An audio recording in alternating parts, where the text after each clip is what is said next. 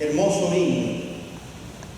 Esa es la paz que Jesús me da. Le damos un saludo al pueblo de Dios.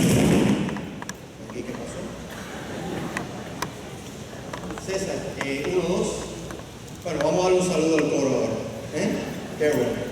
Preciosa canción. Esa es la paz que Jesús me da. Comienzo preguntándole, ¿tenemos esa paz en nuestro corazón? Esa paz que sobrepasa todo entendimiento, que dice la palabra del Señor, que el mundo no la puede entender. Dice la palabra del Señor en el versículo que teníamos anteriormente, en el capítulo 11 del libro de Mateo. En el versículo número 25, en el versículo número 28. Deja que ahí está. Quiero que todos lo leamos juntos. Dice de la siguiente manera: vengan a mí todos ustedes que están cansados y agobiados, y yo les daré descanso. Vamos a orar. Señor, te damos gracias una vez más en esta mañana, porque podemos reunirnos, podemos alabarte, podemos orar, podemos escuchar tu palabra libremente sin impedimento. Ha llegado, Señor, el momento ahora de estar quietos, estar en silencio y escuchar el mensaje que tú tienes para nosotros. Es tu mensaje, es tu palabra.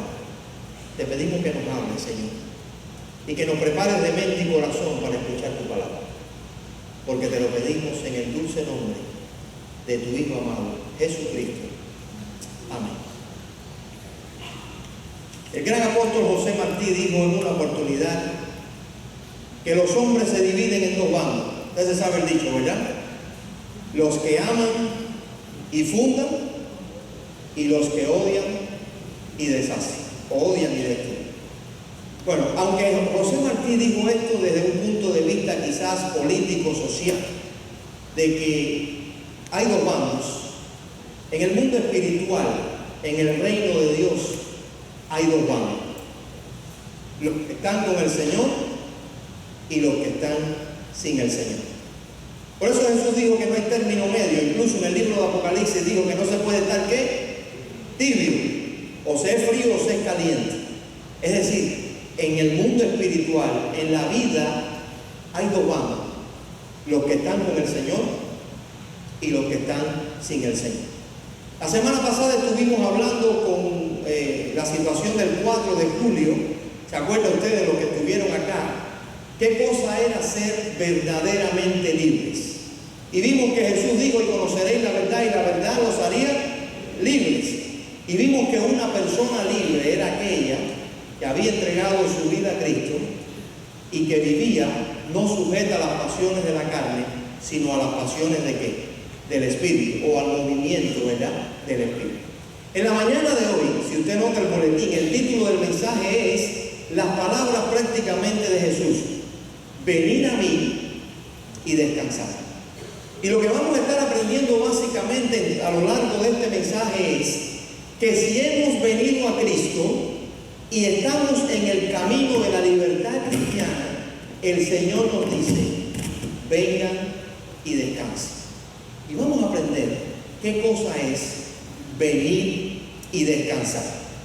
¿Qué es lo que estaba pasando en la historia que acabamos de leer? Leímos simplemente los versículos en el capítulo 11, los versos del 25 al 30, pero yo voy a invitarlo a ir un poquito más allá, ir a buscar en sus Biblias, en Mateo capítulo 12, pero vamos a leer el versículo 16 al 19. Repito, Mateo capítulo 11, los versos del 16 al 19. Y dice la palabra del Señor: ¿con qué puedo comparar a esta generación? Se parece a los niños sentados en las plazas que gritan a los demás: tocamos la flauta y ustedes no bailaron, cantamos por los muertos y ustedes no lloraron. Porque vino Juan, que comía ni bebía, y ellos dicen: tiene un demonio. Vino el Hijo del Hombre, que come y bebe, y dicen: este es un glotón y un borracho, amigo de recaudadores de impuestos y de pecadores. Pero la sabiduría queda demostrada por sus hechos. ¿Por qué necesitamos saber el contexto histórico que está hablando la Biblia? Porque Jesús está hablando al pueblo, le está hablando a los fariseos y le está diciendo con esta parábola de los niños, dice, mira, resulta que vino el que venía a preparar el camino del Señor. ¿Quién era? Juan el Bautista. Y como era un hombre que venía del desierto, se vestía con pieles de animales, sencillamente vivía de esa manera, ¿qué dijo la gente? Este es un loco. Este tiene ¿qué cosa? Un demonio. Pero ahora Jesús le dice, sin embargo, vengo yo, que me reúno con las personas, me siento a comer, a pasar un tiempo alegre, y ustedes me dicen a mí ¿qué cosa? Que me reúno con publicanos y pecadores. Entonces es como que el dicho famoso que dice, palo porque voy y palo porque no voy. Viene el que prepara el camino de una manera y ustedes ¿qué? Lo critican. Vengo yo de otra manera, y es importante aclarar algo aquí. Jesús venía al mundo a estar con publicanos y pecadores, sencillamente porque era la manera de él llegar a sus vidas y que sus vidas cambiaran y que llegaran a ser verdaderamente libres. Pero se reunía con ellos y también ¿qué? Lo criticaban. Este era el contexto que la Biblia está hablando. Era lo que Jesús está hablando con ellos. Si vamos un poquito más adelante, en el versículo 20, de ahí de Mateo 11, dice Jesús, entonces comenzó Jesús a denunciar a las ciudades en que había hecho la mayor parte de sus milagros, porque no se habían ¿qué? Arrepentido. Y hasta el versículo 24 comienza a mencionar 4 ciudades de Galilea que él había hecho milagros, que se había manifestado con poder y que la gente no ¿qué? Se había arrepentido. Ojo con esta palabra, arrepentimiento. Es decir, el contexto que estamos hablando es que Jesús dice, ustedes, a pesar de yo estar moviéndome entre los pueblos de aquí y haciendo milagros y trayendo personas al Señor, sencillamente ustedes, muchos, no se han arrepentido. ¿Notamos qué cosa es el contexto? ¿Por qué está hablando esto Jesús? Y está hablando de los dos bandos. Y entonces entra de pronto al versículo. Baja.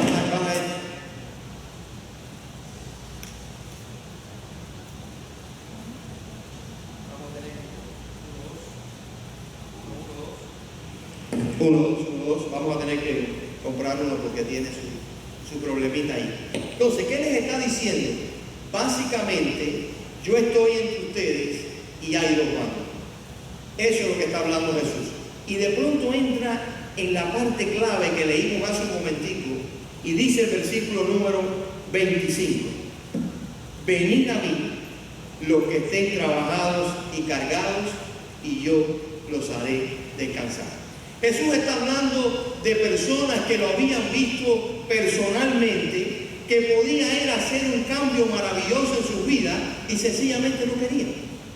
Por eso siempre, hermanos, donde quiera que usted y yo vivamos, van a haber dos mundos, van a haber dos tipos de personas. Van a haber aquellos que lo critican todo, pero usted y yo tenemos que escoger en qué bando queremos estar. ¿Por qué? Porque lo más extraordinario que puede tener una persona es estar con Cristo. Pero lo más extraordinario que puede tener una persona es caminar con Cristo. Después que Jesús le está hablando esta conversación a ellos y le pone de ejemplo estas 4 grandes ciudades que él había hecho milagros y no querían arrepentirse, dice el versículo número 20, en la palabra del Señor. En aquel tiempo, versículo número 25, en aquel tiempo Jesús dijo, te alabo, Padre, Señor del cielo y de la tierra, porque habiendo escondido estas cosas de los sabios e instruido, se las has revelado a los que son como niños. Sí, Padre, porque esa fue tu buena voluntad. En otras palabras, Jesús no reacciona de una manera airada, no está encolerizado porque el pueblo no lo atiende, sino sencillamente él eleva una oración al Señor y dice: te alabo, Padre, Señor del cielo y de la tierra, porque has escondido estas cosas ¿de quién? De los sabios y de los entendidos, y las has dado a conocer, o se las has revelado a aquellos que son como ¿qué? Como niños. Y es interesante que Jesús no está aquí condenando el ser estudioso, condenando el tener un conocimiento intelectual. No, lo que está diciendo es: la salvación no tiene que ver con eso. La salvación no es para aquellos que están estudiando, no, la salvación es aún para aquellos y sobre todo los que me reciben como ¿qué? Como niños.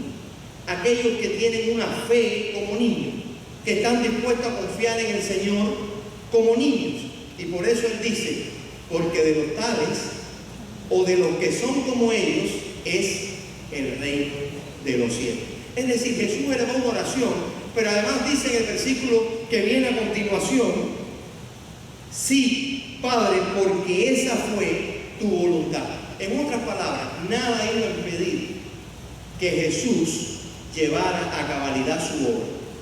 Ni aquellos que lo rechazaban, ni el maligno, como vemos en la tentación en el desierto, nada se iba a imponer de que Él llegara a cabalidad y a cumplimiento lo que Él venía a hacer por la salvación de los demás. Cuando venimos a Cristo hay libertad, mi hermano, pero también cuando venimos a Cristo hay descanso. La Biblia sigue diciendo en el versículo a continuación, en el versículo número 27: mi Padre me ha entregado todas las cosas. Nadie conoce al Hijo sino el Padre, y nadie conoce al Padre sino el Hijo, y a quien el Hijo quiera revelarlo. En otras palabras, Jesús me está diciendo: el Padre y yo uno somos. Estamos en una misma empresa, tenemos una misma voluntad, un mismo propósito, y es darle la oportunidad a la humanidad de salvación, es dar descanso a las almas, y nada lo va a impedir. Sencillamente, todo aquel que viene a mí, yo lo llevaré al Padre, porque yo he venido para eso. Quiero que imaginemos por un minuto nada más las personas que estaban ahí. Recuerden, había quien rechazaba y había quien estaba deseando, anhelando fervorosamente conocer al Señor. Los judíos habían impuesto cargas tremendas. Guardar la ley, recuerden que cuando Jesús vino al mundo, la ley no era simplemente como estaba en el Antiguo Testamento. Existía la ley del Antiguo Testamento, por eso Jesús dijo: yo no he venido para abrogar o quitar la ley y los profetas. Yo he venido ¿para qué? Para hacerla cumplir el verdadero significado. Pero los judíos le habían puesto una cantidad de carga. Como dice alguien que leí, una palabra estaba en la mente de los judíos: no hagas esto, no hagas lo otro, el día de... Es decir, habían puesto una cantidad de carga, y Jesús le está diciendo: yo estoy aquí para dar descanso. Pero ¿descanso de qué? Descanso de que dice el versículo número 28: vengan a mí todos ustedes que están cansados y agobiados, y yo los haré descansar. ¿Qué querrá decir venid a mí? Interesante que la palabra venir, hay una ilustración en el Antiguo Testamento que nos habla de lo que quiere decir venir al Señor. Todos ustedes saben y yo sabemos que el Antiguo Testamento apuntaba ¿a qué? Al Nuevo Testamento. Todo lo que se hacía, por eso hay mucha tipología de Cristo en el Antiguo Testamento. José es una tipología de Cristo, todo apuntaba al Nuevo Testamento.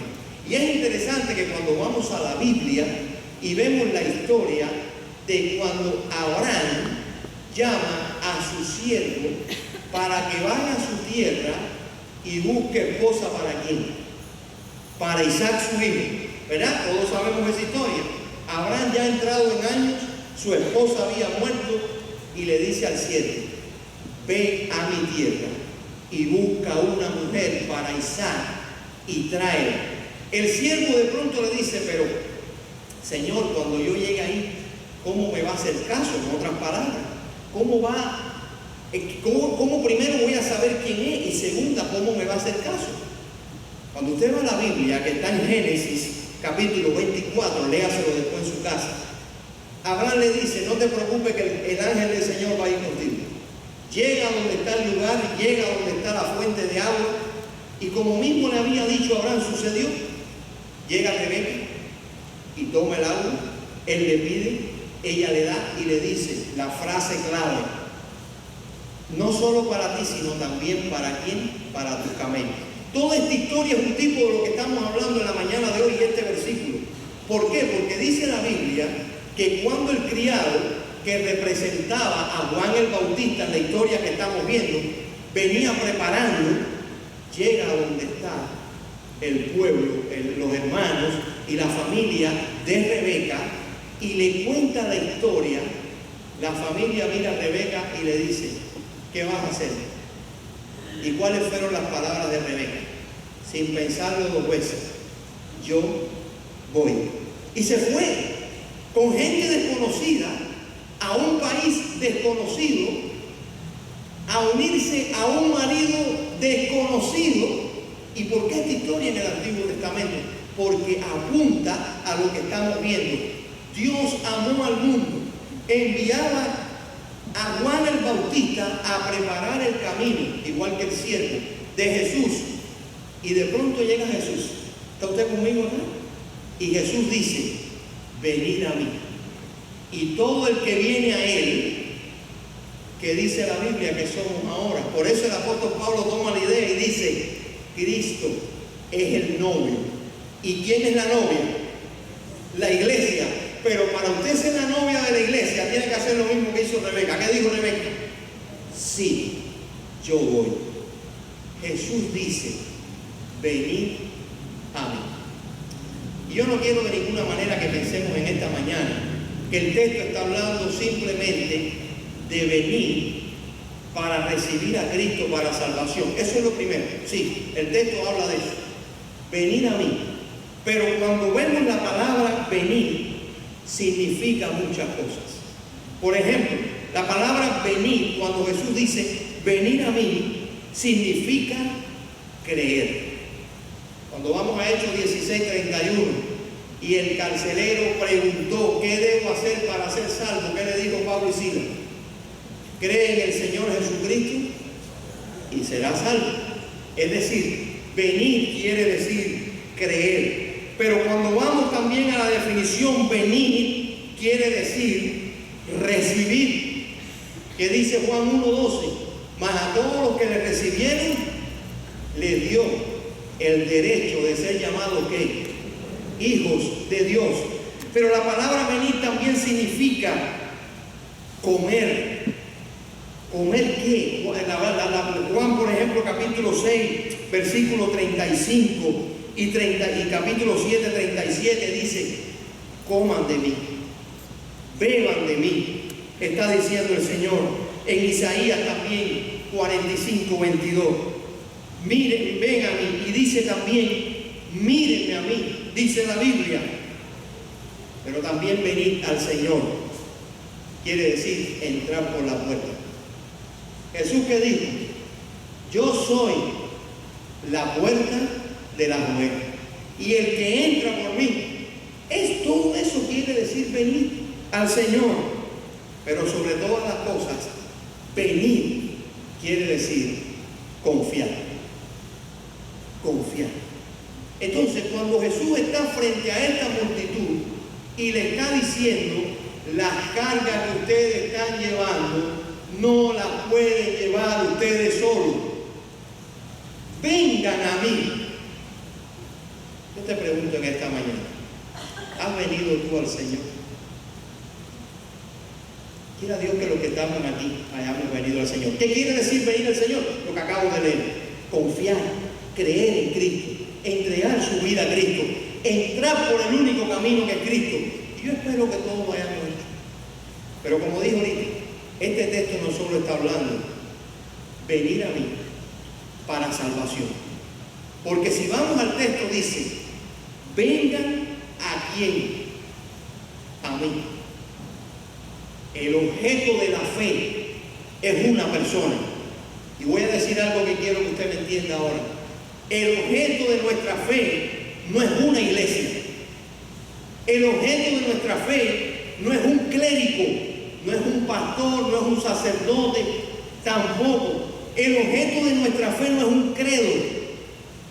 El objeto de nuestra fe, ¿quién es? Jesucristo. Por eso él dice, venid a quién, a mí. Pero sigue diciendo, vengan a mí todos ustedes que están cansados y agobiados, y yo los haré descansar. Pero cansados y agobiados, ¿de qué? Bueno, hay diferentes maneras de estar cansado y agobiado. Yo simplemente traje dos en esta mañana que quisiera compartir con ustedes, y que nosotros hagamos una recapitulación de qué usted y yo podemos estar cansados y agobiados. Jesús, ¿de qué estaba hablando? En mi opinión muy particular, y por lo que entiendo y puedo interpretar en la Biblia, está hablando de dos cosas. Primero, que una persona puede estar cansada y agobiada con el pecado. Esta gente se dieron cuenta, no puedo con estas cargas que me han impuesto. Si el día de reposo hago esto, ya estoy con mal con Dios. Si hago aquello, también estoy mal con Dios. Si rompo aquello, era una serie de no hagas, no hagas, no hagas. Jesús quería liberar. Jesús quería decir, mira, ¿sabe qué? Hay que venir a mí. Todos aquellos que están agobiados, todos aquellos que están cargados, y yo los haré descansar. Solo cuando reconocemos que estamos perdidos, podemos ser libres. Y voy a repetir la idea. Solo cuando reconocemos que estamos perdidos, somos libres. Cuando vamos a Romanos capítulo 7, el apóstol Pablo sintió esto en su vida. En Romanos capítulo 7, los versos del 15 al 25, no lo vamos a leer por cuestión de tiempo. Vemos que el apóstol Pablo tenía una lucha en su vida. Él decía, lo que quiero hacer, no lo hago. Y lo que no quiero hacer, eso es lo que hago. Y después hace un llamado y dice, ¿quién me librará de este cuerpo de muerte? El versículo 25 dice, gracias sean dadas a Dios por Jesucristo. Es decir, que Jesucristo quiere liberarnos, quiere quitarnos las cargas de nuestro pecado. Como he dicho en otras oportunidades, nosotros a veces venimos a la iglesia a reunirnos, a adorar al Señor, cargados con nuestros bultos. Ahí y venimos, llegamos al banco, lo ponemos a nuestro lado, podemos escuchar un mensaje como este, venir a mí los que estén cansados y agobiados, y usted decir ahí, bueno, está bien, qué interesante, pero cuando se acabe el servicio, usted sale nuevamente ¿con qué? Con su saco, acuesta y va a vivir la semana con las mismas cargas. Hermano, el objetivo de este mensaje es que hoy aquí, usted y yo, vengamos a Cristo, si estamos agobiados, si estamos cansados, y podamos salir liberados, podamos salir descansados, porque el Señor quiere librarnos. Primera de Juan 1:9 dice que si confesamos nuestros pecados, Dios es fiel y justo para librarnos de nuestros pecados. ¿Y librarnos de qué? Limpiarnos de nuestros pecados y librarnos de toda maldad. Pero si vamos al versículo 20 que estamos leyendo, el problema que tenían las 4 ciudades de Galilea era que no estaban dispuestos a ¿qué? A arrepentirse. Y dice el Salmo 51:17, al corazón contrito y humillado, ¿qué cosa? No despreciarás tú, oh Dios. Jesús estaba dando un grito a la humanidad, a esos que estaban frente a él, y le decía, vengan a mí, no carguen más sus pesadas cargas, yo quiero perdonarlos, Yo quiero sencillamente darle un nuevo comienzo en su vida.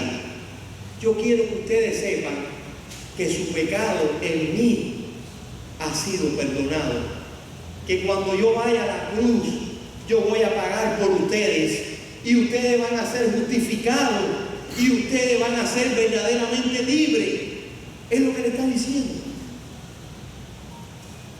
En mi opinión, uno de los salmos más extraordinarios que habla de este tema, y ese sí lo vamos a buscar, es el Salmo 145, los versos del 8 al 14.